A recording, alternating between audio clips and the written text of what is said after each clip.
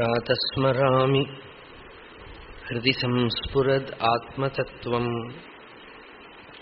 സച്ചിത്സുഖം പരമഹംസഗതിം തുരീയം യത് സ്വപ്നജാഗരസുഷുപ്തമവൈതി നിത്യം തദ് ബ്രഹ്മനിഷ്കലമഹം നജഭൂതസംഗഃ പ്രാതർഭജാമി മനസാ വചസാം അഗമ്യം വാചോ വിഭാന്തി നിഖിലായദനുഗ്രഹേണ യന്നേതി നേതി വചനൈഃ നിഗമാ അവോചൻ തം ദേവദേവമജമച്യുതമാഹുരഗ്ര്യം പ്രാതന്നമാമി തമസഃ പരം അർക്കവർണം പൂർണ്ണം സനാതനപദം പുരുഷോത്തമാഖ്യം യസ്മിന്നിദം ജഗദശേഷമശേഷമൂർത്തോ രജ്വാംബുജംഗമൈവ പ്രതിഭാസിതം വൈ. 3 വാക്ക് പ്രയോഗിച്ചത് നല്ലൊരു ചർച്ചയ്ക്ക് വന്നു. പ്രാതസ്മരാമി, പ്രാതർഭജാമി, പ്രാതർനമാമി.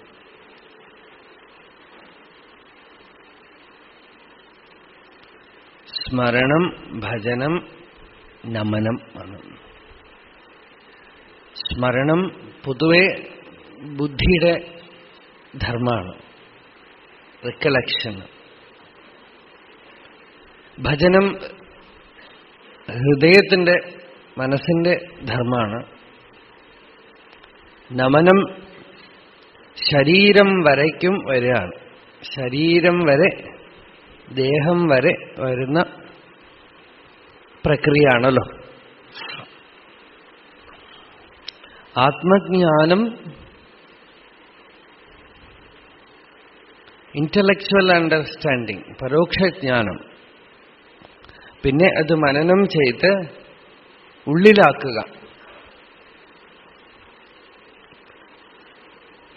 പിന്നെ അത് അനുഭവത്തിൽ വന്ന് പൂർണ്ണമായി എങ്ങനെ അറിയും? വ്യക്തിയിൽ പുറമേക്ക് അത് വിനയമായിട്ടും ശാന്തിയായിട്ടും ആർദ്രതയായിട്ടും പക്വതയായിട്ടും കണ്ടാലേ അതിന്റെ ഇമ്പാക്റ്റ് ഉള്ളൂ, അല്ലേ? വ്യക്തിയിൽ ഇതിനെക്കുറിച്ചുള്ള തെളിഞ്ഞ അറിവുണ്ടെങ്കിൽ പോലും വ്യക്തിയിൽ അതിന്റെ പ്രഭാവമില്ലെങ്കിൽ എന്തോ ഒരു കുറവുണ്ടെന്നാണ് അർത്ഥം. ഉപാധിയുടെ മണ്ഡലം വരയ്ക്ക് അത് വരണം, എന്നാലേ നമുക്ക്. കാരണം നമ്മള് സംസാരത്തിൽ ജീവിക്കുന്നത് ശരീരവും മനസ്സും വെച്ചുകൊണ്ടാണല്ലോ. അഭിമാനം ശരീരമനോമണ്ഡലത്തിൽ നിന്നും നിശേഷം പോയാലാണ് ജീവൻ മുക്തിയും പറയണത്. ഇപ്പൊ ശരീരമനോമണ്ഡലത്തിൽ സ്വാർത്ഥത ഇല്ലാതാവൽ എന്ന് പറയണത് ഒരു വിധത്തില് റിവേഴ്സ് ഓർഡറാണത്.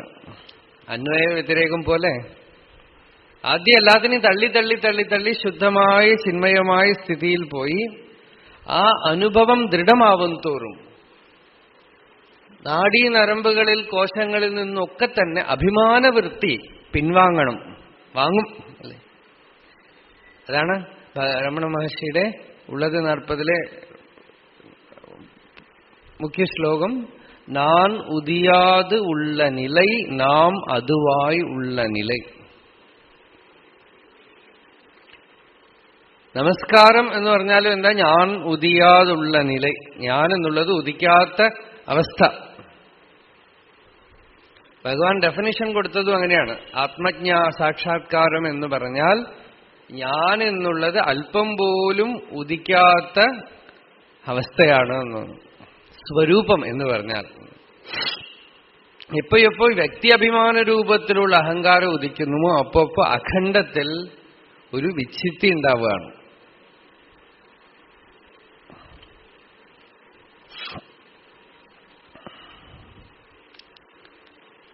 അപ്പൊ നമനം, 3ാമത്തെ ശ്ലോകത്തിലെ ഈ നമനമാണ്. നമനം നമുക്ക് വ്യവഹാര പ്രപഞ്ചത്തിൽ ശരീരമനോമണ്ഡലത്തിൽ നമ്മളെ ഒന്നുമല്ലാതാവുകയാണ്.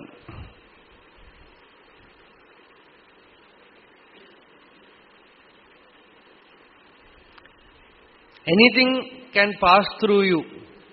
ഗീതയിൽ സ്ഥിതപ്രജ്ഞ ലക്ഷണം പറയുമ്പോൾ ഭഗവാൻ പറയണത് എന്തൊക്കെ അയാളുടെ മേലെ വന്ന് വീണാലും ഉള്ളിൽ പോയി മറഞ്ഞുപോയി കളയുന്നതാണ്. എങ്ങനെ നദി സമുദ്രത്തിൽ ചെന്ന് ഇല്ലാതാവണ പോലെ ആപൂര്യമാണം അചലപ്രതിഷ്ഠം. ഒരു റിയാക്ടിംഗ് സെന്റർ ഉള്ളിലുള്ളവരെ each and every incident will have some impact.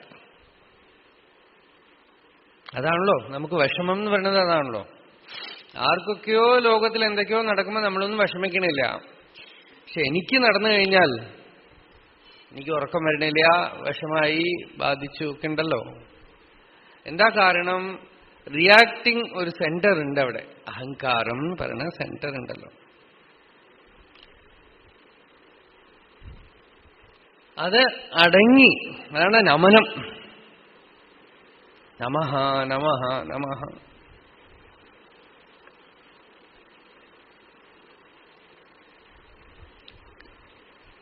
അതെപ്പോ വരണു? ഈ കാണുന്ന പ്രപഞ്ചം മുഴുവനും ഭഗവാന്റെ സ്വരൂപമാണ്, ആത്മസ്വരൂപമാണ്. അതിൽ സെപ്പറേറ്റ് ആയൊരു ഞാൻ, ഒരു അഹങ്കാരത്തിന് ഇരിപ്പില്ല എന്നുള്ളത് അനുഭവത്തിൽ വരുമ്പോ അർജുനൻ ഭയപ്പെട്ടു വിശ്വരൂപ ദർശനം കണ്ട്. ഭയപ്പെടാതെ വിശ്വരൂപ ദർശനം ഉണ്ടാവണം, വിശ്വം തന്നെ ആയിത്തീരണം. വിശ്വസ്മൈ നമഃ. അപ്പൊ ഒന്നും പിരിച്ചു നിർത്താനില്ല ഇവിടെ. വ്യവഹാരത്തിൽ പോലും നമുക്കൊന്നും ഒരു കുഴപ്പമില്ല, ഒന്നിനോട് എതിർപ്പില്ല, റിയാക്ഷൻ ഇല്ല, ദേഷ്യമില്ല.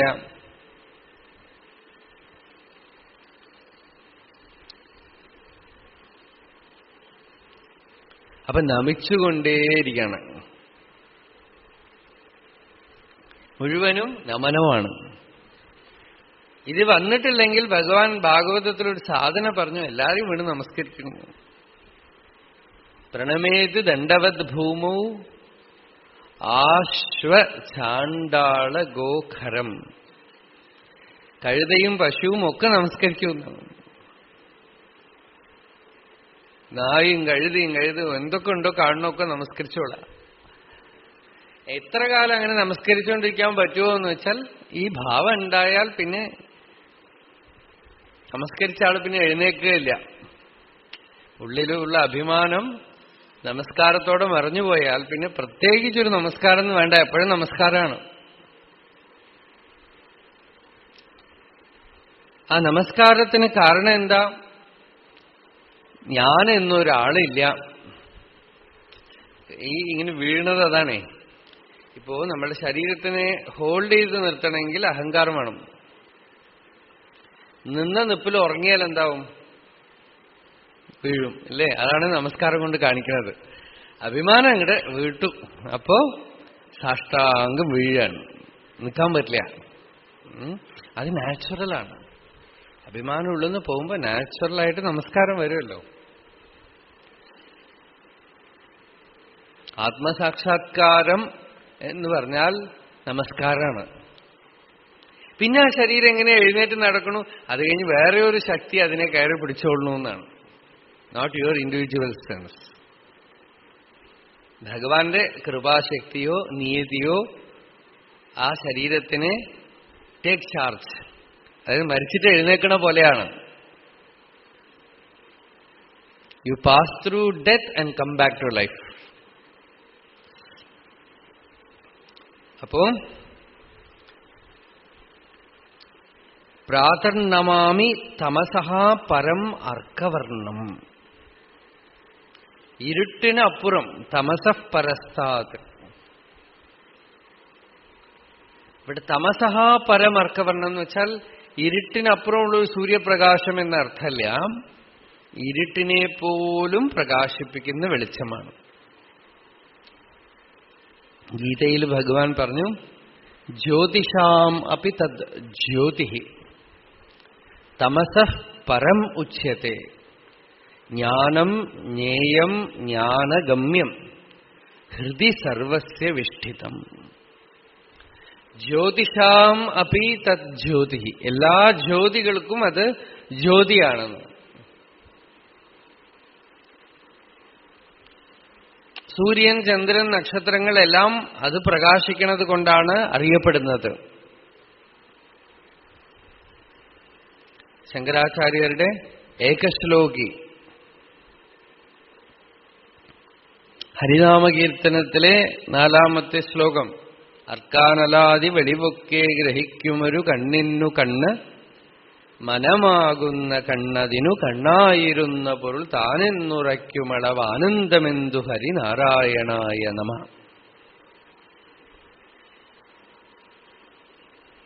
പുറമേ ഉള്ളതിനെയൊക്കെ പ്രകാശിപ്പിക്കുന്ന കണ്ണ്, അതിന് കണ്ണ് മനസ്സ്, ആ മനസ്സിനും കണ്ണായിരിക്കുന്ന ഒരു പൊരുൾ, പ്രകാശപ്പെടുത്തുന്ന പൊരുൾ.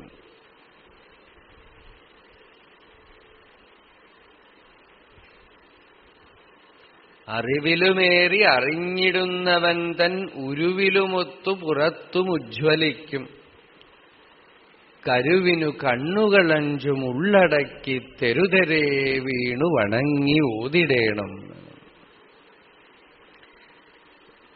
ഉള്ളിലേക്ക് തിരിഞ്ഞ് കണ്ണിനും കണ്ണായിട്ടുള്ള പൊരുൾ,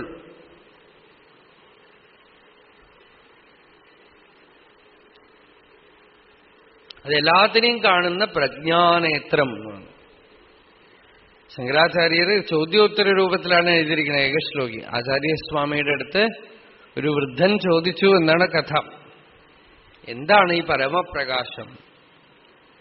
കിം ജ്യോതിഹി തവ അഹനി, പകൽ സമയത്ത് എന്തുകൊണ്ടാണ് നീ ലോകമൊക്കെ കാണുന്നത്? ഭാനുമാനഹനിമേ, പകൽ വേളയിൽ സൂര്യന്റെ പ്രകാശം കൊണ്ടാണ് എല്ലാം കാണുന്നത്. രാത്രിയിലോ പ്രദീപാധികം വിളക്ക് കൊളുത്തി വെച്ച് കാണുന്നു. സ്യാദേവം, ആവട്ടെ, അങ്ങനെ ആവട്ടെ. രവിദീപദർശന വിധൗ കിം ജ്യോതി, ഈ സൂര്യനെയും വിളക്കിനെയും ഒക്കെ എങ്ങനെ കാണുന്നു? ചക്ഷുഹു, കണ്ണുകൊണ്ട് കാണുന്നു. തസ്യ നിമീലനാദി സമയേ കിം, കണ്ണടച്ചിരിക്കുമ്പോ എങ്ങനെ കാണുന്നു? ഉള്ളിൽ നല്ലവണ്ണം കാണുന്നുണ്ടല്ലോ. സ്വപ്നം നല്ലവണ്ണം കാണുന്നുണ്ടല്ലോ. കണ്ണാടിയില്ലാതെ തന്നെ സ്വപ്നം കാണുന്നുണ്ടല്ലോ. അപ്പൊ അകമേക്ക് രൂപങ്ങളൊക്കെ എങ്ങനെ കാണുന്നു? ധീഹി, ബുദ്ധി കൊണ്ട് കാണുന്നു. ധിയോദർശനേക്കും, ആ ബുദ്ധിയെ എങ്ങനെ കാണുന്നു? ആര് കാണുന്നു? സാക്ഷിയായിട്ട് അഹം. ഭവാൻ പരമകം ജ്യോതി തത്വമസി, ഇതിനെ മുഴുവൻ സാക്ഷിയായിട്ട് കാണുന്ന ഏതൊരു വെളിച്ചമുണ്ടോ അത് തന്നെ നീ. ഭവാൻ പരമകം ജ്യോതി തദസ്മി പ്രഭോ എന്ന് പറയാണ്. അത് തന്നെയാണ് ഞാൻ. സോഹമസ്മി തദസ്മി പ്രഭോ, ഹേ ഭഗവൻ, അതാണ് ഞാൻ എന്ന് പറഞ്ഞ് അദ്ദേഹം നിർവികൽപ്പ സമാധിനിഷ്ഠനായിട്ട് തീർന്നു അത്രേ ആചാര്യസ്വാമിയുടെ ഉപദേശ സന്ദർഭത്തിൽ. അപ്പോ എല്ലാത്തിനും സാക്ഷിയായി നിൽക്കുന്ന ഒരു വെളിച്ചം, അത് ആ വെളിച്ചം ഇരുട്ടിലും പ്രകാശിക്കുന്നുണ്ട്. ഇരുട്ടിലിരിക്കുമ്പോഴും അതിനെക്കുറിച്ച് ഒരു സംശയം വരുന്നത്. പ്രകാശം എന്ന് വെച്ചാൽ അറിയിപ്പിക്കുന്നത് എന്നാണ് അർത്ഥം. കണ്ണിന് രൂപത്തിന് കണ്ണ്, ശബ്ദത്തിന് ചെവി, മണത്തിന് മൂക്ക്, രുചിക്ക് നാവ്, സ്പർശത്തിന് ത്വക്ക് ഒക്കെ പ്രകാശമാണ്. അറിയിപ്പിക്കുന്നതാണ് പ്രകാശം. അല്ലാതെ ഈ ലൈറ്റ് എന്ന് മാത്രം അർത്ഥമല്ല. എന്ത് മറ്റൊരു വസ്തുവിനെ അറിയിപ്പിക്കുമോ, സ്വയം തന്റെ ഇരിപ്പിനെ അറിയിപ്പിക്കുമോ, അതാണ് പ്രകാശം. അങ്ങനെ നോക്കുമ്പോ ഏറ്റവും വലിയ പ്രകാശം എന്താ? നമ്മളുടെ തന്നെ ഇരുപ്പാണ്. ഇരുളിൽ ഇരിപ്പവനാര് ചൊൽക നീയെന്നൊരുവനുരപ്പതു കേട്ടു താനുമേവം, നീയുമാരെന്ന് ചോദിക്കുകയാണ് അങ്ങോട്ട്. അപ്പോ അതിൻ പ്രതിവാക്യം ഏകമാകും. രണ്ടുപേര് ഇരുട്ടിലിരിക്കുമ്പോ പരസ്പരം ആരാണെന്ന് ചോദിച്ചാൽ ഞാനാണ്. പ്രതിവാക്യം ഏകമാകും. അഹം ഇരുളല്ല, ഇരുളാകിൽ അന്ധരായി നാം അഹമഹമെന്നറിഞ്ഞിടാതിരുന്നിടേണം. ഞാനെന്നുള്ള അനുഭവം ഒരിക്കലും ഇരുളല്ല എന്നാണ്. എന്നുവെച്ചാൽ അത് മെറ്റീരിയലിസ്റ്റിക് അല്ല. അതിനെ അറിയാൻ വേറെ ഒരു പവറും ആവശ്യമില്ല. അത് സ്വയം പ്രകാശമാണ്. അതുകൊണ്ട് ഇരുളിൽ അഹം എന്നുള്ളത് മാത്രം പ്രകാശിക്കണം. ഞാനെന്നുള്ളത് ഇരുട്ടിലും നല്ലവണ്ണം അറിയപ്പെടുന്നുണ്ടല്ലോ. അതുകൊണ്ട് തമസഃ പരം, ഒരു പോയറ്റിക്കൽ ഇഫക്റ്റാണ് അർക്കവർണം എന്ന് പറഞ്ഞത്. സൂര്യനെ പോലെ ജ്വലിക്കണമെന്ന് പറഞ്ഞാൽ നമുക്കൊരു തരത്തില് ഒരു മെന്റൽ എഫക്റ്റേഷൻ ഉണ്ടാവും. സൂര്യനെ പോലെ പ്രകാശിക്കുന്ന എന്തോ ഒന്ന്.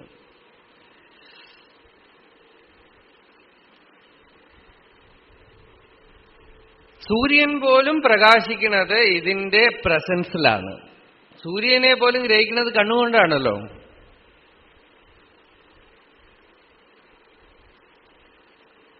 കണ്ണടച്ചാൽ സൂര്യൻ ഉണ്ടായിരുന്നിട്ടും കാര്യമില്ല. നേരെ മറിച്ച് ഒരു ഇന്ദ്രിയങ്ങളെയും അടച്ചിട്ടും അടയ്ക്കാൻ പറ്റാത്ത ഒരു പ്രകാശമാണ് അവനവന്റെ ഇരുപ്പ്. അഹം അഹം അഹം അഹം എന്ന അനുഭവം. ഞാൻ ഞാൻ ഞാൻ ഞാൻ എന്ന അനുഭവത്തിനെ മാത്രം ക്ലോസ് ചെയ്യാനേ പറ്റില്ല. അൺക്ലോസബിൾ, അൺകവറബിൾ.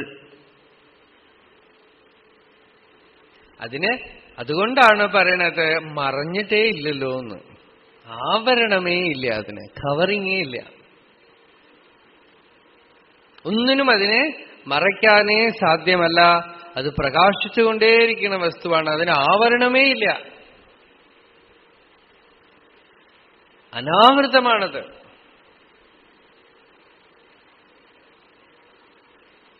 നിത്യം അനാവൃതം. ശ്രുതിഗീതയിൽ പറയണ്ട, ആവരണമേ ഇല്ല അതിന്. ആത്മാവിനെ മറയ്ക്കാൻ ഒരു പദാർത്ഥത്തിനും സാധ്യമല്ല. എല്ലാ പദാർത്ഥവും അതിന്റെ ഇരുപ്പിനെ കാണിക്കുന്നത് തന്നെ അതിന്റെ സ്വസ്വരൂപത്തിന്റെ ഇരുപ്പിനെ വെച്ചുകൊണ്ടാണ്. ആട്ടെ, അപ്പോ തമസഃ പരം അർക്കവർണം, ഇരുട്ടിനെ പോലും കടന്നു നിൽക്കുന്ന ഒരു വെളിച്ചമെന്നർത്ഥം. ഇതൊക്കെ നമുക്ക് മനനം ചെയ്യാനാണ്. ആത്മവിചാരം ചെയ്താൽ ഇത് നമുക്ക് ഇതേപടി ഉള്ളിൽ കാണാം. ഞാൻ ആരാണ്, എന്റെ സ്വരൂപം എന്താണ്.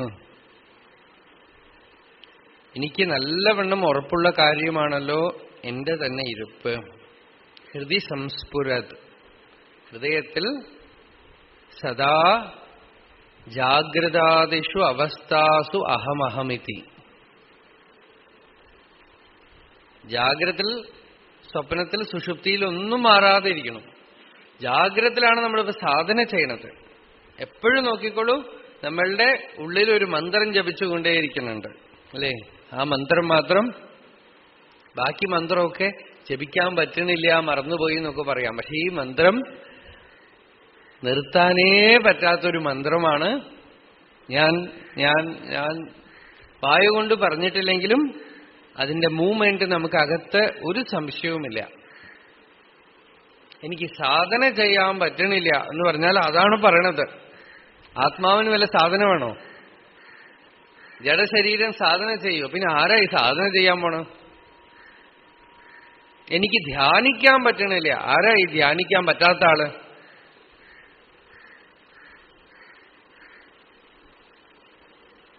എനിക്ക് മനസ്സിലായില്ല, ആരാ ഈ മനസ്സിലായില്ല എന്ന് പറയണത്? ഈ തൂണ് ഇത്ര ദിവസമായിട്ട് പ്രഭാഷണം കേട്ടിട്ട് എനിക്ക് മനസ്സിലായി എന്ന് പറഞ്ഞില്ല, മനസ്സിലായില്ല എന്ന് പറഞ്ഞില്ല. നിങ്ങളുടെ ഉള്ളിലിരുന്ന് മനസ്സിലായില്ല എന്ന് ആര് പറയണു?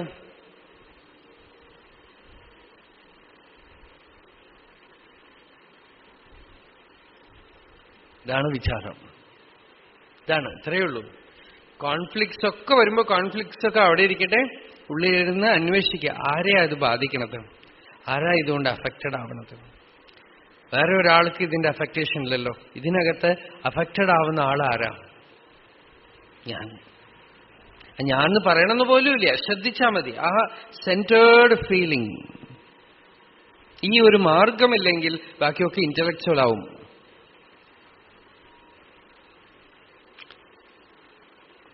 ഇങ്ങനെ വന്ന് ഉള്ളിൽ പോയിട്ട് സെന്ററിൽ പോയി നിൽക്കണമല്ലോ. അതിനൊരു ഒരു ഒരു വാഹനമാണത്, ഒരു ഇന്നർ വെഹിക്കിളാണ്.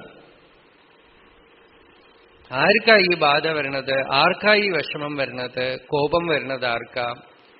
ഡിപ്രഷൻ വരണത് ആർക്കാ? ഈ ചോദ്യം ചോദിക്കാൻ ആളുകൾ റെഡി ആവണില്ല.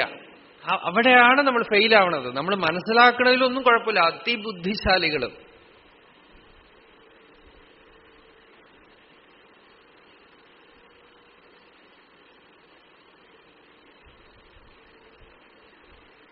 സത്സംഗത്തിലിരിക്കുമ്പോൾ രുചിയും വരുന്നുണ്ട്.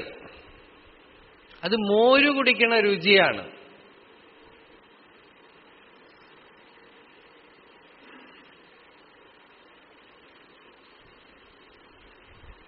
മനസ്സിലായോ? മോര് കുടിക്കണ രുചി. മോര് കടഞ്ഞ വല്ലതും കിട്ടുമോ? തൈര് കടഞ്ഞാലേ കിട്ടുള്ളൂ അല്ലേ? തൈരില് കടഞ്ഞ് വെണ്ണയൊക്കെ എടുത്ത് ആചാര്യന്മാരൊക്കെ തിന്നു കഴിഞ്ഞിട്ട് അവർ മോര് തരുമ്പോ വെണ്ണയുടെ ഇത്തിരി രുചി അതിലുണ്ടാവും. മോര് കുടിച്ചാൽ പോരാ, നിങ്ങൾ തൈരാണ്. നിങ്ങളുടെ ഉള്ളിൽ വെണ്ണയുണ്ട്, അത് നിങ്ങൾ കടഞ്ഞെടുക്കണം. അതാണ് നിധിധ്യാസനം. ഇവിടുന്ന് ഇങ്ങനെ കിട്ടുന്നത് മോരാണ്. കാരണം അതിൽ ടേസ്റ്റ് ഉണ്ടാവും, അതിൽ വെണ്ണയുടെ ടേസ്റ്റ് ഉണ്ടാവും. പക്ഷെ അതിന്ന് വെണ്ണ എടുക്കാൻ പറ്റില്ല.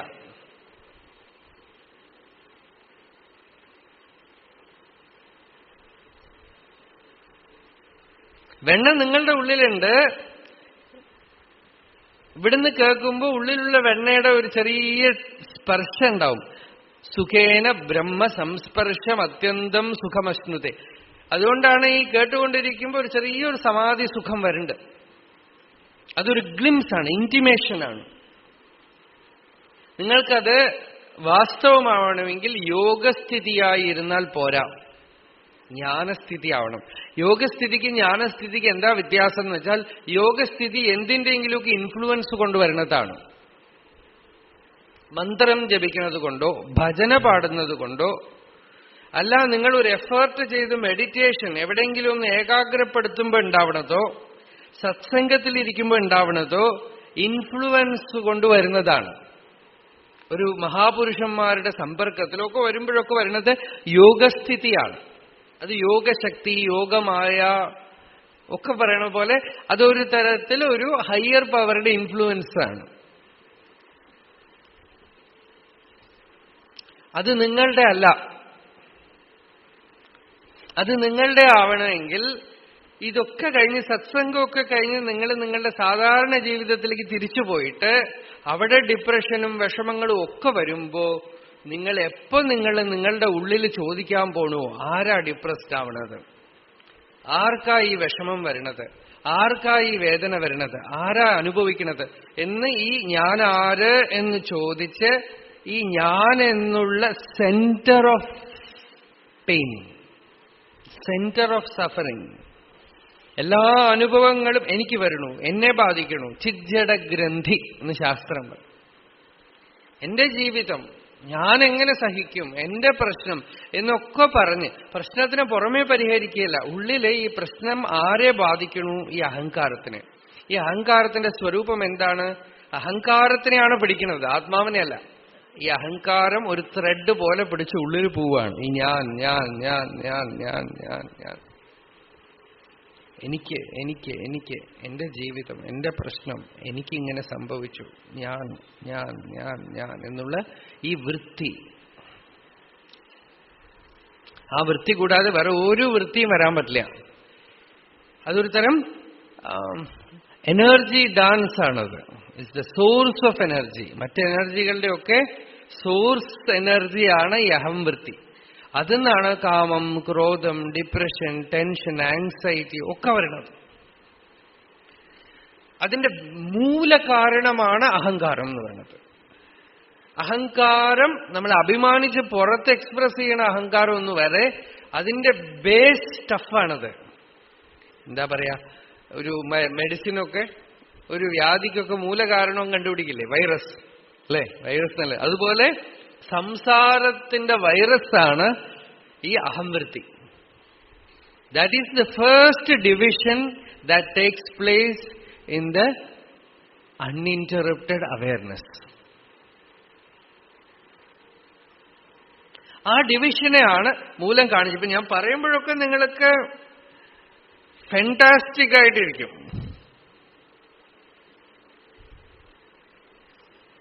വളരെ നന്നായിരുന്നു എന്ന് പറയും. ഒരു കാര്യവുമില്ല. അത് നിങ്ങളെ തന്നെ അത് പറ്റിച്ച് എന്നെയും പറ്റിക്കും. നിങ്ങൾ അതിനെ ആസ്വദിക്കുകയാണ് ചെയ്യണത്. ആരാ ആസ്വദിക്കണത്? ആസ്വദിക്കുന്നത് ഒരിക്കലും ആത്മാവല്ല. പഞ്ചസാരയെ ഉറുമ്പ് തിന്നുമ്പോ ഉറുമ്പ് ആസ്വാദകനും പഞ്ചസാര ആസ്വാദ്യവുമാണ്. അതുപോലെ any kind of pleasure is N expression of ego. Spiritual pleasure ആണെങ്കിലും അതെ. There is only one pleasure which does not contain ego, that is in deep sleep. അറിഞ്ഞുകൊണ്ട് നിങ്ങൾ ആസ്വദിക്കുന്ന ഓരോന്നും വളരെ സുഖമായിരുന്നു. ആര് പറയണു?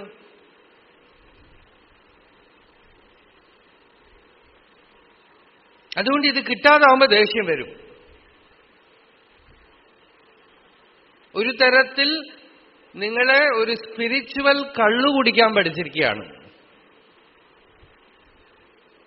ഞാൻ അറിഞ്ഞുകൊണ്ട് തന്നെയാണ് പറയണത്. ഇത് സത്സംഗത്തിലിരുന്നിട്ട് കുഴപ്പം മാറാത്ത ആളുകൾക്ക് വേണ്ടിയിട്ടാണ് പറയണത്.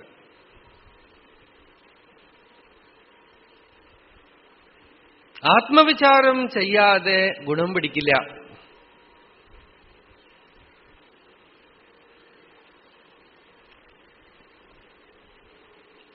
ആങ്സൈറ്റി, ടെൻഷൻ, ഡിപ്രഷൻ ഒക്കെ വരുമ്പോ അതിന്റെ മൂലകാരണം ഈ അഹംവൃത്തിയാണെന്ന് അന്വേഷിച്ച് വളരെ അലേർട്ട്നെസ് വേണം അതിന്. ഇതിപ്പോ ഇങ്ങനെ ഊട്ടിത്തരികയാണേ, അപ്പൊ നിങ്ങൾക്കൊന്നും ചെയ്യണ്ട, ഒരു കാര്യമില്ല, തൽക്കാലത്തേക്കുള്ള സുഖം മാത്രമാണ്. ഇത് വലിയൊരു ഉപകാരം ചെയ്യണം, നിങ്ങൾക്ക് ഇങ്ങനെ ഒന്നുണ്ടെന്ന് നിങ്ങളെ ഹൃദയത്തിൽ തള്ളി കാണിച്ചു തരികയാണ്. പക്ഷെ നിങ്ങളെ തനിച്ച് വരുമ്പോ ഞാനവിടെ ഉണ്ടാവാൻ പോണില്ല, ഞാൻ ഉണ്ടായിട്ടും കാര്യമില്ല, വീണ്ടും നിങ്ങൾ ഇത്തിരി പോയിട്ട് ജീവിതത്തിൽ ഇത്തിരി വിഷമം വരുമ്പോ കള്ളു കുടിച്ചിട്ട് വരില്ലേ ആളുകൾ, അതുപോലെ നിങ്ങൾ ചെയ്യും, അത്രയേ ഉള്ളൂ. നിങ്ങളായിട്ട് ഇതിനെ ഫേസ് ചെയ്യണവരെ നിങ്ങൾ ഒരു ഉപായവും ഉപയോഗിച്ചിട്ടില്ലെങ്കിൽ, അതാണ് പറഞ്ഞത് യോഗ സാധന പോരാന്ന് പറയണത്. നിങ്ങൾ ഒരു ഉപായവും ഉപയോഗിക്കാൻ പാടില്ല. ജീവിതത്തിൽ പ്രശ്നം വരുമ്പോ, നിങ്ങളുടെ ഉള്ളിലുള്ള കുഴപ്പങ്ങൾ നിങ്ങളുടെ മുമ്പിലേക്ക് പുറത്തേക്ക് ചാടുമ്പോ പുറമേ ഉള്ള ഒരു ഉപായവും നിങ്ങൾ ഉപയോഗിക്കാൻ പാടില്ല. ജപമോ ഭജനയോ അമ്പലത്തിലോ ഒന്നും ഉപയോഗിക്കാതെ ആ പ്രശ്നത്തിനെ നേരിട്ട് നിന്നിട്ട് ആര് അനുഭവിക്കണോ നിങ്ങൾ ചോദിച്ചാലേ നിങ്ങൾ രക്ഷപ്പെടുള്ളൂ. ഒരു ടെക്നിക്ക് ഉപയോഗിക്കാൻ പാടില്ല. ടെക്നിക്ക് ഉപയോഗിച്ചാൽ നിങ്ങൾ നിങ്ങളെ തന്നെ പറ്റിക്കും. തൽക്കാലത്തേക്ക് you will solve the problem, but the problem will remain there.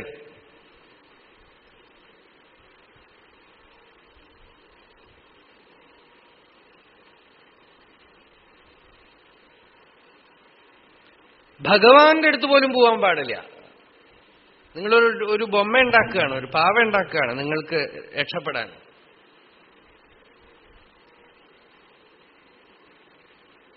നിന്ന് നോക്കുക, സഹിച്ചു നോക്കുക, അനുഭവിച്ചു നോക്കുക. ഭഗവാന്റെ അടുത്ത് വേണമെങ്കിൽ പറഞ്ഞോളൂ, ഭഗവാനെ ഞാൻ നിങ്ങളുടെ മുമ്പിലൊരു ബലിയാടാണ്, എവിടെ വേണമെങ്കിൽ വെട്ടിക്കോളൂ, ഞാൻ അനുഭവിച്ചോളാം എന്ന് പറയാ ഭഗവാൻ.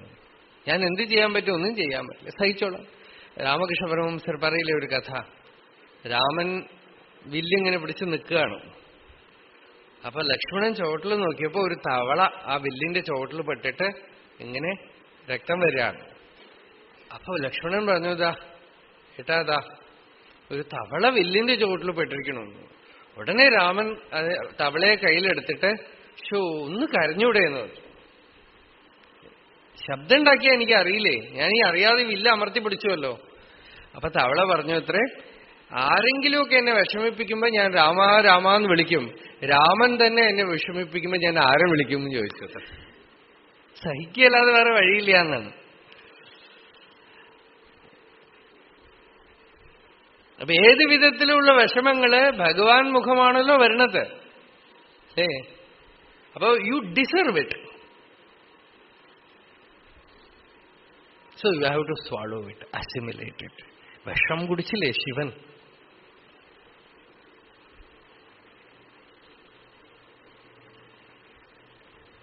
വിഷം കുടിച്ച് കണ്ഠത്തിൽ നിർത്തിയില്ലേ നീലകണ്ഠനായിട്ട്. കിംതേ നീലമണിർ വിഭൂഷണമയം ശംഭോ മഹാത്മൻ വദ. നീലമണിയായിട്ട് തീർന്നു. അപ്പൊ ആത്മവിചാരം എന്ന് പറയണത് എസ്കേപ്പിസമേ ഇല്ല അവിടെ.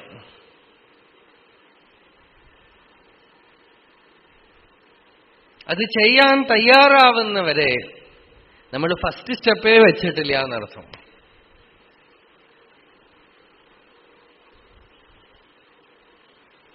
മാറി നിന്നൊക്കെ നമ്മുടെ മഹർഷി ചെയ്തത് അതാണല്ലോ.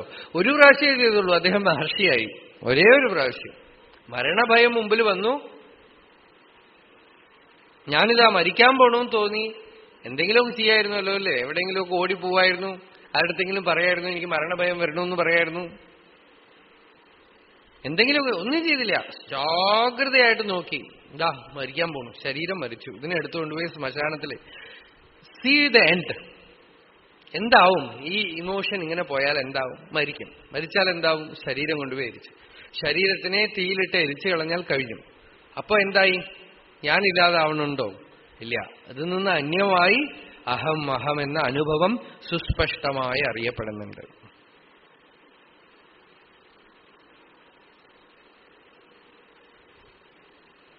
അപ്പൊ ഞാൻ ശരീരമല്ല, ഈ മരിച്ചുപോകുന്ന വസ്തുവല്ല, അന്യമായ പൂർണ്ണ വസ്തുവാണ്. കുറച്ച് കഴിഞ്ഞു. അത്രയേ ഉള്ളൂ. രമണ മഹർഷിയുടെ സാധന അത്രയേ ഉള്ളൂ. നമ്മൾക്കും ഭഗവാൻ ധാരാളം ചാൻസ് തരണ്ടേ. ജീവിതത്തിലുള്ള അനുഭവങ്ങൾ, പ്രശ്നങ്ങളൊക്കെ വരുമ്പോ എനിക്ക് വരണു, എനിക്ക് വരണു, എനിക്ക് വരണു, ഞാൻ ഞാൻ ഒരു പരിഹാരമില്ല. അപരിഹാര്യേർത്ഥേ നത്വം ശോചിതും അർഹസി എന്ന് പറഞ്ഞു. പരിഹരിക്കാൻ നമ്മളുടെ കയ്യിലുണ്ടെങ്കിലല്ലേ. പ്രശ്നം എന്ന് പറഞ്ഞാൽ തന്നെ പരിഹാരമില്ലാത്തത് എന്നാണ് അർത്ഥം. പരിഹാരം ഉണ്ടെങ്കിൽ അതിന് പ്രശ്നം എന്ന് വരില്ലല്ലോ. ഒരു പ്രോബ്ലം എന്ന് പറയുമ്പോൾ there is no solution. Because anything that carries solution is not a problem. അപ്പൊ ചിലതൊക്കെ നമുക്ക് വരുമ്പോ ആത്മവിചാരം. ഏറ്റവും വലിയ problem, it has already happened that you are born. അപ്പോഴും ആത്മവിചാരം ചെയ്യാതെ നിവർത്തിയില്ല. ആര് ജനിച്ചു? ഞാൻ. ഞാനാരാ? എന്റെ സ്വരൂപം എന്താ? ഞാനെന്ന് പറയണത് എന്താ? എനിക്ക് കോപം വരണു, എനിക്ക് വിഷമം വരണു, എനിക്ക് പ്രശ്നം വരണു, ഞാൻ ഞാൻ ഞാൻ. വിട്ടശങ്ങാതെ ഒരു ചലനമില്ലാതെ ഇരുന്ന് നോക്കുക. കണ്ണുപോലും ചിമിട്ടാതെ യോഗസ്ഥിതിയിലിരുന്ന് ഉള്ളില് ശ്രദ്ധിക്കുക. എന്താന്ന് വെച്ചാൽ ആ ശ്രദ്ധിക്കുമ്പോ കാണാൻ നിങ്ങൾക്ക് യോഗസ്ഥിതി തനിയെ വരണം. ഇങ്ങനെ ഇരിക്കുമ്പോ ഇങ്ങനെ നോക്കണമെങ്കിൽ അഭിമാനം വേണം. വെളിയിലൊന്ന് ശ്രദ്ധിക്കണമെങ്കിൽ അഭിമാനം വേണം. എന്തുകൊണ്ടെങ്കിലൊക്കെ അഫക്റ്റഡ് ആവണമെങ്കിൽ അഭിമാനം വേണം. ഈ ഭൂതാത്മ അന്തർയാമി ഉള്ളിലുള്ള അന്തഃശരതിഭൂതേഷു ഗുഹായാം വിശ്വമൂർത്തിഷു, ഉള്ളിലുൾ ചരിക്കുന്ന അജീവകല, ആ ജീവകലയെ മൂലാന്വേഷണം ചെയ്യാണ്. എന്താണ് ഇത്? എന്താണ് ഇതിന്റെ സ്വരൂപം? ധ്യാനിച്ചുകൊണ്ടേ ജപിച്ചുകൊണ്ടേ ഇരിക്കുമ്പോ ആര് ജപിക്കും?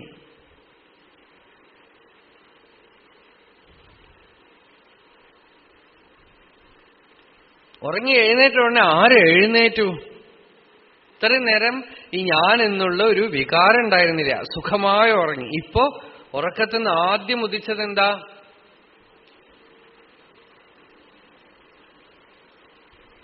ഞാൻ അല്ലേ? എന്തൊരു വലിയ മിസ്റ്ററിയാ നടക്കണം നോക്കുള്ളില്. സുഖമായി ഉറങ്ങി, ഒന്നും പറഞ്ഞില്ല. ആദ്യം ഉറക്കത്തുനിന്ന് പുറത്തു വരുന്നത് അഹം എന്നുള്ള വൃത്തിയാണ്. ആ വൃത്തി വന്നത് മനസ്സ് വന്നു, ലോകം വന്നു, അവൻ ഇവൻ എല്ലാം വന്നു. ഞാൻ എന്നുള്ളതില്ലെങ്കിൽ അവൻ, നീ, അവൻ ഒന്നുമില്ല. ഞാൻ ഉദിച്ചതും നീ, അവനൊക്കെ വന്നു.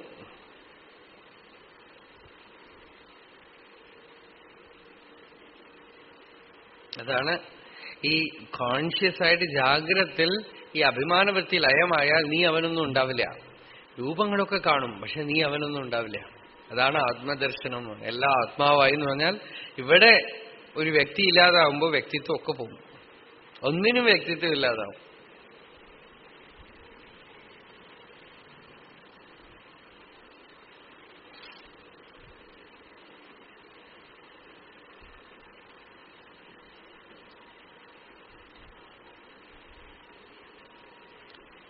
സ്ഫുരണ, അവിടെയാണ് ഈ സ്ഫുരണയെ നമ്മൾ ഗ്രഹിക്കുന്നത്. അഹങ്കാരം ആത്മവിചാരം കൊണ്ട് അഹം സ്ഫുരണയായിട്ട് തീരും. ഹൃദി സംസ്ഫുരത്ത് എന്ന് പറഞ്ഞുവല്ലോ. നിശ്ചലമായ വസ്തുവിന് സ്ഫുരണയില്ല. സ്ഫുരണ എന്ന് പറഞ്ഞാൽ തന്നെ എക്സ്പ്രഷനാണ്. വെള്ളത്തിന്റെ ഉള്ളിൽ ഒരാൾ മുങ്ങിക്കിടന്നാൽ സർഫസില് പിളിപിളിപ്പിളിന്ന് ഇങ്ങനെ വരും, ഉള്ളിൽ ആളുണ്ടെന്ന് കാണിച്ച്. അതുപോലെ ഹൃദയത്തിലുള്ള വസ്തു മനോമണ്ഡലത്തിൽ സ്ഫുരണകളെ ഉണ്ടാക്കിക്കൊണ്ടിരിക്കണം. ആ സ്ഫുരണയുടെ സ്ഥൂല രൂപമാണ് നാഡികളിലും നരമ്പുകളിലും കോശങ്ങളിലും ഒക്കെ കടന്നിട്ട് അഭിമാനമായിട്ട് നിൽക്കുന്നത്. ഏറ്റവും വലിയ റെവലേഷനാണത്. നാഡികളിലും നരമ്പുകളിലും ബ്രെയിൻ സെന്റേഴ്സിലും ഒക്കെ കടന്ന് നമ്മളുടെ പേഴ്സണാലിറ്റി ആയിട്ട് നിൽക്കുന്നതുണ്ടല്ലോ,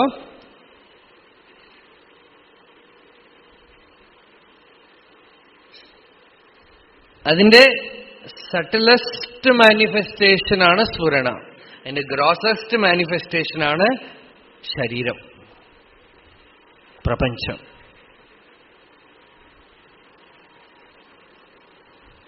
അപ്പൊ പതുക്കെ പതുക്കെ അഹം വൃത്തിയെ നമ്മൾ ശ്രദ്ധിക്കാൻ തുടങ്ങിയാൽ അഹം വൃത്തി അഹം സ്ഫൂർത്തിയായിട്ട് മാറും.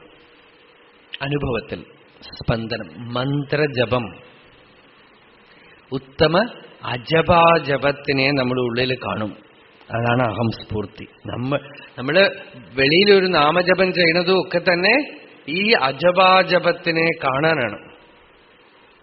എല്ലാ മന്ത്രജപം ചെയ്ത മഹാപുരുഷന്മാരും അവസാനം കണ്ടിട്ടുണ്ട്, അവരുണ്ടാക്കിയ സ്പന്ദനം പോയിട്ട് അനുസ്യൂതം നടക്കുന്ന ഒരു സ്പന്ദനത്തിനെ ഉള്ളിൽ കാണുന്നു. അതോടുകൂടി അവരുടെ ജപമൊക്കെ അവസാനിച്ചു. ചെയ്യുന്ന ജപം പോയി, നടന്നുകൊണ്ടിരിക്കുന്ന ജപത്തിനെ ഉള്ളിൽ കണ്ടു. പലപ്പോഴും പക്ഷെ നമ്മള് രാമനാമം ജപിച്ചാൽ നമ്മൾ ജപിച്ചു തുടങ്ങിയ രാമനാമമാണോ ഉള്ളിൽ പോണതെന്ന് തോന്നും. മൂലസ്പന്ദനമാണത്. ശക്തിയുടെ ആദ്യ സ്രോതസ്സിനെ നമ്മുടെ ഉള്ളിൽ കാണും.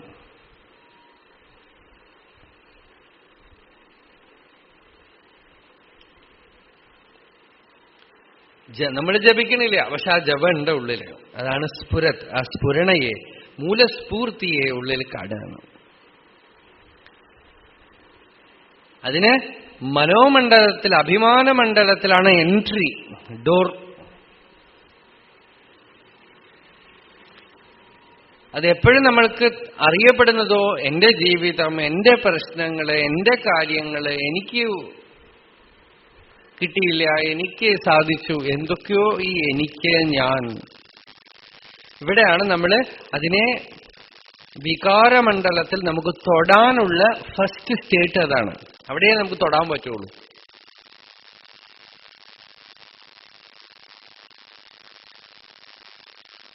ഡെപ്ത് തൊടാൻ പറ്റില്ല. അന്തർമുഖമായ ബുദ്ധിക്ക് സ്പർശിക്കാവുന്ന ഒരു സാധനം അഹങ്കാരത്തിന്റെ രൂപമാണ്. ആരോ എന്നെ എന്തെങ്കിലും പറയുമ്പോ ഒരു ഒരു ഒരു സെന്റേർഡ് ഫീലിംഗ് ഓഫ് പൾസേഷൻ ഉണ്ടാവുന്നുണ്ട് അല്ലേ? എന്നെ പറഞ്ഞു, എന്റെ ജീവിതം ഇങ്ങനെയായി. ഇതാണല്ലോ നമുക്ക് പ്രശ്നമാവുക അല്ലേ? ആർക്കും അവോയ്ഡ് ചെയ്യാൻ പറ്റാത്ത കാര്യമാണത്. എന്തെങ്കിലുമൊക്കെ സംഭവിക്കും. ഒന്നും സംഭവിക്കാതിരുന്ന ബോറടിച്ചു പോയില്ലേ?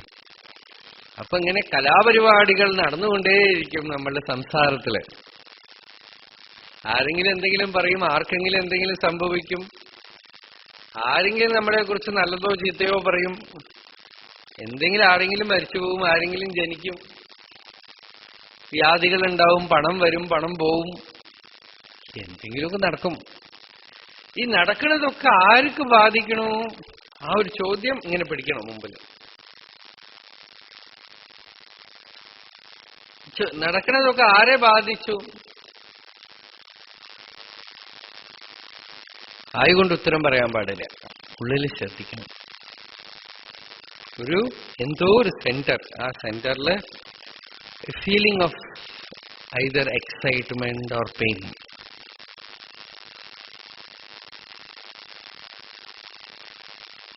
എനിക്ക് സാധിച്ചു, എനിക്ക് ബാധിച്ചു, എന്റെ കഷ്ടം, എന്റെ ബുദ്ധിമുട്ട്, ഒരു ചലനം. ആ ചലനത്തിനെയാണ് എവിടുന്ന് ഉദിക്കണു എന്ന് ശ്രദ്ധിക്കുന്നത്. ആ ചലനം എവിടെ ഉദിക്കണു, ആ ചലനം എവിടെ പൊന്തണു, ആ ചലനം എവിടുന്നാണ് പൊന്തി ഇങ്ങനെ വരുന്നതെന്ന് ശ്രദ്ധിച്ചാൽ അന്വേഷിക്കുമ്പോൾ അത് പൊന്തുന്ന സ്ഥലത്ത് ലയിക്കും. ഹൃദയം എന്ന് പറയുന്നത് അതിന്റെ ആ സ്പന്ദനത്തിന്റെ ഉറവിടമാണ്. ആ സ്പന്ദനത്തിന്റെ ഉറവിടത്തിനെയാണ് ഹൃദയം എന്ന് പറയുന്നത്. ആ ഉറവിടത്തിൽ അത് വിശ്രാന്തി. ആ വിശ്രാന്തി പ്രാപിക്കുമ്പോൾ ഒരു മൂലസ്പന്ദനത്തിനെ നമ്മൾ തൊടുന്നു. അതാണ് സംസ്ഫുരത് എന്ന് പറഞ്ഞത്. സമ്യക് സ്ഫുരത് സ്ഫുരണ അഹം സ്ഫൂർത്തി സച്ചിത് സുഖം. അത് സത്താചിത് സുഖരൂപമാണ്. എന്നുവെച്ചാൽ ആ സ്ഫൂർത്തി അതിന്റെ അധിഷ്ഠാനത്തിനെ റിവീൽ ചെയ്തുകൊണ്ടേയിരിക്കുകയാണ്. ഒരു ഉദാഹരണം പറഞ്ഞത്, ആ മൂലസ്പന്ദനം എക്സ്പ്രസ് ചെയ്യണത് തന്നെ അതിന്റെ സോഴ്സിലുള്ള സ്റ്റിൽനെസ്സിനെ റിവീൽ ചെയ്യാനാണ്. ഒരു പുരുഷനെ, ഒരാളെ കാണാൻ ഒരു ഗസ്റ്റ് വരുമ്പോ അവർ ഉമ്മർത്ത് നിൽക്കുമ്പോ അകത്തുനിന്ന് അദ്ദേഹത്തിന്റെ ഭാര്യ പുറത്തു വന്നിട്ട് അദ്ദേഹം അകത്തുണ്ട് വരൂ എന്ന് പറഞ്ഞ് വിളിച്ചിട്ട് അവരകത്തേക്ക് പോവാണ്. പിന്നെ അവരെ കാണില്ല, നിങ്ങള് ഗൃഹനാഥനെയാണ് കാണുന്നത്. അതുപോലെയാണത്രേ ഈ ശക്തി, മൂലശക്തി തന്നെ എക്സ്പ്രസ് ചെയ്തിട്ട് സോഴ്സിൽ മറയണത്. ശിവത്തില് നിശ്ചലതയിൽ അചലത്തിൽ മറയണത്. പിന്നെ ആ അചലം സച്ചിത് സുഖം മാത്രമേ ഉള്ളൂ. തുരീയം. ആ തുരീയം അതിനെ നമ്മള് അകമേ പ്രകാശിച്ചു കാണുമ്പോൾ അതിൽ ജാഗ്രത, സ്വപ്നം, സുഷുപ്തി എന്ന അവസ്ഥകളൊന്നുമില്ല. ബാല്യം, കൗമാരം, യൗവനം, വാർദ്ധക്യം ഒന്നുമില്ല. അതിൽ ടൈം, സ്പേസ്, കോസേഷൻ ഒന്നുമില്ല. ദേശകാല നിമിത്തങ്ങളൊന്നുമില്ല. അതിൽ മനസ്സില്ല, അതിൽ പ്രാണനില്ല, അതിൽ ജീവാഹന്തയില്ല, അതിൽ സൃഷ്ടി നടന്നിട്ടേയില്ല, അതിലാരും ജനിച്ചിട്ടില്ല, ആരും മരിക്കണില്ല, ഒന്നും സംഭവിക്കണില്ല. അതിൽ അഭവമാണത്, അചലമാണ്. അതിനെ വീണ്ടും വീണ്ടും കാണുകയും ഒരു പ്രാവശ്യം കണ്ടാൽ നമ്മൾ അതിന് സമാധി എന്ന് പറയണം. പിന്നെ എന്താവണു? പിന്നെയും മനസ്സ് പൊന്തും, അല്ലേ? അതാണ് കുഴപ്പം. അപ്പോ നമ്മളുടെ നമ്മൾക്ക് നമ്മൾ അറിയാ ഹാബിറ്റ് ഓഫ് മൈൻഡാണ് അതിൽ നിൽക്കണതിന് തടസ്സമായിട്ട് നിൽക്കുന്നത്. അപ്പൊ അതിനെ എന്തൊക്കെ ചെയ്യണോ അതൊക്കെ ചെയ്യണം. പുറമേക്ക് ജീവിതത്തിനെ ഒതുക്കിക്കൊള്ളണം, അകമേക്കുള്ള ഈ ചലനത്തിനെ കുറച്ചുകൊള്ളണം. അതിനൊക്കെയാണ് ആത്മവിചാരം, സാധന, തപസ് എന്നൊക്കെ പറയുന്നത്. പതുക്കെ പതുക്കെ പതുക്കെ you adjust your life in such a way that you get established in it. അതുവരെയും അതിങ്ങനെ ആടിക്കൊണ്ടേയിരിക്കും. നമ്മള് ശാന്തമായിട്ടിരിക്കണം എന്ന് വിചാരിച്ചാൽ നടക്കില്ല. പിന്നെയും ആ ഫോഴ്സ് പുറത്തേക്ക് തള്ളിയിട്ട് പലതും ചെയ്യിപ്പിക്കും. വീണ്ടും ആ സോഴ്സിൽ പോവും. ആ സമാധി എന്ന് പറയണത് പ്രത്യക്ഷസ്ഥിതി എന്ന് പറയണത് നിശേഷമോക്ഷേ സതി വാസനാനാം ആത്മാനുഭൂതി പ്രതിബന്ധശൂന്യ. ഈ വാസനകളുള്ള വരെ പ്രതിബന്ധമില്ലാതെ ആ ഒരു അവസ്ഥയിൽ ഇരിക്കാൻ പറ്റില്ല. അപ്പൊ വാസനാപ്രക്ഷയം ജാഗ്രത്തിൽ അത് പുറമേക്ക് മാനിഫെസ്റ്റ് ആവുമ്പോഴാണ് അതൊക്കെ ഉണ്ടെന്ന് നമുക്കറിയാം. അതൊക്കെ തന്നെ വിചാരം കൊണ്ടും ഈശ്വര കൃപ കൊണ്ടും. നമ്മളിപ്പോ വാസന എന്നൊക്കെ ഒരു സയൻസ് പോലെ പറയണു. ആ ശക്തി തന്നെയാണ് നമ്മളുടെ പേഴ്സണാലിറ്റിയും ഒക്കെ കാണിക്കുന്നത്, അല്ലേ? അപ്പൊ that is A full person. അതുകൊണ്ടാണ് അതിനെ മഹാമായ എന്ന് പറയണത്. ഈശ്വരൻ ഒരു വ്യക്തിയാണോ എന്ന് ചോദിച്ചു രമണ ഭഗവാന്റെ അടുത്ത്. അതെ, നിങ്ങൾ വ്യക്തിയാണെങ്കിൽ ഭഗവാൻ ഒരു വ്യക്തിയാണ്. വാസ്തവത്തിൽ അദ്ദേഹം മാത്രമാണ് വ്യക്തി എന്നാണ്. നിങ്ങളുടെ വ്യക്തിത്വം അതിൽ വന്നു പോകുന്ന സ്പാർക്സ് മാത്രമാണ്. അതുകൊണ്ട് ആ ശക്തി, നമ്മൾക്കിപ്പോ ആത്മവിചാരം നമ്മളെ ചെയ്യിപ്പിക്കുന്നത് തന്നെ ആ ശക്തിയാണ്. നമ്മൾ അറിഞ്ഞു ഈ വാസനകളാണ് നമ്മളെ ആ സ്ഥിതിയിൽ ഇരിക്കാൻ, ശിവാനുഭവത്തിൽ ഇരിക്കാൻ അനുവദിക്കാത്തത് എന്ന് അറിയുമ്പോ ആ ശക്തിക്ക് തന്നെ നമ്മളെ അർപ്പിച്ച് രക്ഷപ്പെടാനുള്ള വഴി നോക്കുമ്പോ അത് നമ്മളെ പതുക്കെ പതുക്കെ പതുക്കെ നിവർത്തിപ്പിച്ച് ആ ശുദ്ധ ശിവത്തിൽ ഐക്യമാക്കി തീർക്കും. ശിവശക്തി ഐക്യരൂപിണി. ആ ശക്തി നമ്മൾ കണ്ടാൽ നമ്മൾ അഭിമാനം വിട്ട് ആ ശക്തിക്ക് നമ്മൾ ശരണാഗതി ചെയ്യുമ്പോൾ ആ ശക്തി നമ്മളുടെ ദോഷമൊക്കെ നിവർത്തിപ്പിച്ചോളും. അതാണ് ഉത്തമ സാധന. നമ്മൾ ചെയ്യുന്ന സാധനയൊക്കെ till we find that force. ആ ശക്തിയെ അകമയ്ക്ക് റെക്കഗ്നൈസ് ചെയ്യണ വരെയാണ് നമ്മളുടെ പുറമേ നിന്നുള്ള യത്നം. ആ ശക്തിയെ കണ്ടു കഴിയുമ്പോൾ സർവധർമാൻ പരിത്യജ്യ മാമേകം ശരണം രച. അവിടെ മാം എന്നൊക്കെ പറയണത് ഈ ശക്തിയാണ്. എനിക്ക് ശരണാഗതി ചെയ്യൂ എന്ന് കൃഷ്ണൻ പറയുമ്പോൾ ഞാൻ എന്നൊക്കെ കൃഷ്ണൻ പറയണത് ആ മൂലശക്തിയോട് തന്നെ താദാത്മ്യം പ്രാപിച്ചുകൊണ്ടാണ്. ഈശ്വര സർവഭൂതാനാം ഹൃദ്ദേശേ അർജുന തിഷ്ഠതി ഭ്രാമയൻ സർവഭൂതാനി യന്ത്രാരൂഢാനി മായയ. ഹൃദയത്തിലിരുന്നു കൊണ്ട് ആ ശക്തി യന്ത്രത്തിൽ കയറ്റി ചുറ്റിപ്പിക്കുന്ന പോലെ നമ്മളുടെ ലൈഫ് മുഴുവൻ കൺട്രോൾ ചെയ്തുകൊണ്ടിരിക്കുന്നു. മോണിറ്ററിങ് അല്ലേ? അതിനെ അറിഞ്ഞിട്ട് സറണ്ടർ ടു ഹിം. ആ ഉള്ളിലുള്ള ശക്തിക്ക് ശരണാഗതി ചെയ്യാണ്. എന്ന് വെച്ചാൽ അതിന്റെ കയ്യിൽ നമ്മൾ കൊടുത്താലോ എന്ത് സങ്കല്പിച്ച് കൊടുക്കണോ അതൊക്കെ തീർത്തു തരും. മോക്ഷം സങ്കല്പിച്ച് ആത്മവിചാരം ചെയ്ത് ആ ശക്തിയെ കണ്ട് നമ്മൾ അതിന്റെ കയ്യിലൊരു യന്ത്രമായാൽ യാ മുക്തിഹേതു അവിചിന്യ മഹാവ്രതാത്വം. മുക്തിഹേതുവാണ് ആ ശക്തി. അത് പതുക്കെ പതുക്കെ ഇൻസോൾവൻസി പ്രഖ്യാപിച്ചാൽ ഗവൺമെന്റ് ആ കമ്പനിയൊക്കെ എടുത്തിട്ട് കൊടുക്കേണ്ടതൊക്കെ കൊടുത്തു തീർത്തിട്ട് ഇവരെ ഫ്രീ ആക്കണ പോലെ ഇൻസോൾവൻസി പ്രഖ്യാപിക്കുകയാണ്. ഇനി എനിക്കൊന്നുമില്ല, എന്നെ കൊണ്ട് വയ്യാന്ന് പറഞ്ഞു കഴിഞ്ഞാൽ അത് ബാക്കി പ്രാരബ്ധ കർമ്മങ്ങളെയൊക്കെ തീർത്ത് ബ്രഹ്മവിശ്രാന്തി തരും. പക്ഷെ നിങ്ങൾക്ക് എന്തെങ്കിലുമൊക്കെ ആവണം, ആയിത്തീരണം എന്നുള്ള ആഗ്രഹം ഉണ്ടെങ്കിൽ അത്യപകടമാണ്. ഒന്നും ഉണ്ടാവാൻ പാടില്ല. ഒന്നും ആകാനുള്ള വ്യഗ്രത ഉണ്ടാവാൻ പാടില്ല. എന്നാൽ ആ ശക്തി ചാർജ് എടുക്കും. നമുക്ക് എന്തെങ്കിലും ആവാനുള്ള ഒരു വ്യഗ്രത ഉള്ളിലുണ്ടെങ്കിൽ becoming the seed of suffering. അത് ബിക്കമിങ് ആണ്. എന്തോ ആവണം എന്നുള്ള വ്യഗ്രത ഉണ്ടെങ്കിൽ അതും തരും. പക്ഷെ അത് നമുക്ക് ജ്ഞാനത്തിന് കാരണമാവില്ല, അശാന്തി ഉണ്ടാക്കും.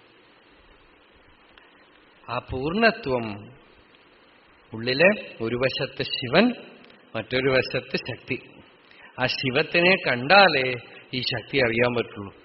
അതുവരയ്ക്കും ഇത് മനസ്സായിട്ടും ഇന്ദ്രിയങ്ങളായിട്ടും ബുദ്ധിയായിട്ടും ഒക്കെ തോന്നും അല്ലേ? ഇപ്പൊ നമുക്ക് നോക്കുമ്പോൾ നല്ല രസമായിട്ടുണ്ട്. വേദാന്തം കേൾക്കുമ്പോൾ കെമിസ്ട്രി ഫിസിക്സ് പോലെ തോന്നും. Only when you touch the depth then you know you have touch something very personal.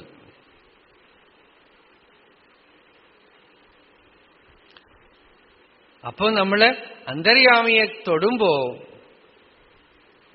Impersonal എന്ന് നമ്മൾ പറയണം. അതായത് വ്യക്തി അല്ലാത്തൊരു ശക്തി എന്ന് പറയുമ്പോൾ അത് എല്ലാ വ്യക്തിത്വത്തിന്റെ ഉറവിടമാണ്. അതൊരു ഹൈഡ്രജൻ ഓക്സിജൻ പോലെ ഒരു സാധനമല്ല. It's the source of supreme intelligence. അതുകൊണ്ട് നമ്മളുടെ വിഷമങ്ങളും പ്രശ്നങ്ങളും ഒക്കെ പരിഹരിക്കാനുള്ള എല്ലാം അതിനകത്തുണ്ട്. അത് പിതാഹമസ്യ ജഗതഃ മാതാ ധാതാ പിതാമഹഃ വേദ്യം പവിത്രം ഓംകാരഃ ഋക്സാമ യജുരേവ ച ഗതിർ ഭർത്ത പ്രഭു സാക്ഷി നിവാസ ശരണം സുഹൃത് പ്രഭവ പ്രളയസ്ഥാനം നിദാനം ബീജം അവ്യയം. അച്ഛനാണ്, അമ്മയാണ്, മുത്തശ്ശനാണ് എന്നുവെച്ചാൽ നിങ്ങൾക്ക് ഒന്നും ലോസ് ആവില്ല എന്നർത്ഥം. You will get the whole family from the very beginning of family tree. എല്ലാം വലിയൊരു കൂട്ടുകുടുംബം എന്നുവെച്ചാൽ you get all the love. അച്ഛൻ, അമ്മ, ബന്ധുക്കൾ എല്ലാവരും അവിടെ ഉണ്ട്. ഭഗവാനാണ് എല്ലാമേ. ഒരു സ്ത്രീയെ അമ്മയാക്കി തന്നത് ഈശ്വരനാണ്. ഒരു പുരുഷനെ അച്ഛനാക്കി തന്നത് ഈശ്വരനാണ്. ഒരാളുടെ അടുത്തിരുന്ന് നമുക്ക് പ്രിയം തരുന്നത് ഭഗവാനാണ്. അപ്പൊ ഉള്ളിലുള്ള ആ ഭഗവത് ശക്തിയെ കാണുമ്പോൾ എല്ലാ പ്രിയവും ചേർന്നു വന്നു, എല്ലാ പ്രൊട്ടക്ഷനും ചേർന്നു വന്നു, എല്ലാ ഹീലിംഗും ചേർന്നു വന്നു. അച്ഛനും അമ്മയും ബന്ധുക്കളും ഭാര്യയും ഭർത്താവും ഒക്കെ അവിടെയുണ്ട്. അതിനെ തൊട്ട് കഴിഞ്ഞാൽ നിങ്ങൾ പൂർണ്ണമായി പൂർണ്ണ സംരക്ഷണം അവിടെ ഉണ്ട്. യോഗക്ഷേമത്തിനെ നമ്മൾ കണ്ടു. അതാണ് ഭഗവാൻ പറഞ്ഞത്, അനന്യമായി എന്നെ ആര് ഭജിക്കുന്നു അവർ യോഗക്ഷേമം അവർക്ക് എപ്പോഴും ഉണ്ടാവുന്നതാണ്. എന്നുവെച്ചാൽ you feel always protected, secure, പൂർണ്ണം. എന്താന്ന് വെച്ചാൽ അവിടെ ഞാൻ ആ നിത്യനിരന്തര അമൃത വസ്തുവുമായിട്ട് ഒന്നാവുമ്പോ പിന്നെ മരണത്തിനെ കുറിച്ചുള്ള ഭയമോ ജീവിതത്തിനെ കുറിച്ചുള്ള വിഷമങ്ങളോ ഒന്നുമില്ല. ഒക്കെ ഈ അഭിമാനം ഉണ്ടാക്കുന്ന വിഷമങ്ങളാണ്. അപ്പോ ആ അച്യുതനെ തം ദേവദേവമജം അച്യുതമാഹുരഗ്ര്യം, ആ ഭഗവാനെ ഹൃദയത്തിൽ കാണുകയാണ്. ഹൃദയത്തില് ആ ഭഗവത് സ്വരൂപത്തിനെ അനുഭവിക്കുകയാണ്, പൂർണ്ണത്വത്തിനെ അനുഭവിക്കും. നേരം വെളിച്ചാവുമ്പോ പ്രഭാതത്തിൽ തന്നെ ഭഗവാനെ ആത്മസ്വരൂപമായി അന്തര്യാമിയായി ധ്യാനിച്ചുകൊണ്ട് എഴുന്നേക്കണം. ഈ പ്രാതസ്മരണ സ്തോത്രം വേദാന്തപരമായിട്ട് മാത്രമല്ല, ദേവീ ദേവന്മാരുടെ രൂപത്തിലൊക്കെ പ്രാതസ്മരണ സ്തോത്രം ഉണ്ടല്ലോ.